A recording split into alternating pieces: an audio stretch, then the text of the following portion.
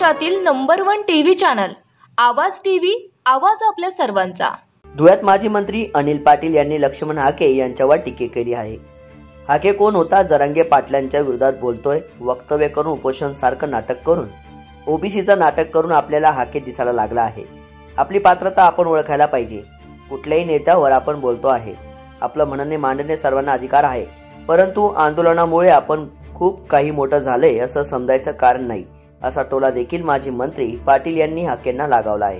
अत्यंत स्तरावर आहे, त्याबाबत आता निषेध व्यक्त होत आहे। आपण कसं बघाल त्याकडे? मुळात हा हाके कोण होता हेच आम्हाला माहिती नाही। 4 दिवसापूर्वी जरांगे पाटलांच्या विरोधामध्ये बेताल वक्तव्य करून, काहीतरी फालतू भाषण करून, काहीतरी कुठेतरी वेड्या वाकड्या पद्धतीने बोलून, उपोषण सारखं नाटक त्या ठिकाणी दाखवून अशा स्वरूपाचं ओबीसीचं नाटक करणारा हाके आता आपल्याला दिसायला लागलेला आहे।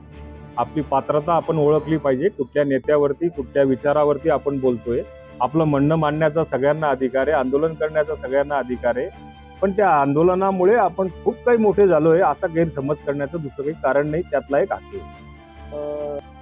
रोजच्या ताज्या घडामोडींसाठी आवाज टीव्हीला सबस्क्राईब करा आणि बेल आयकॉन प्रेस करा।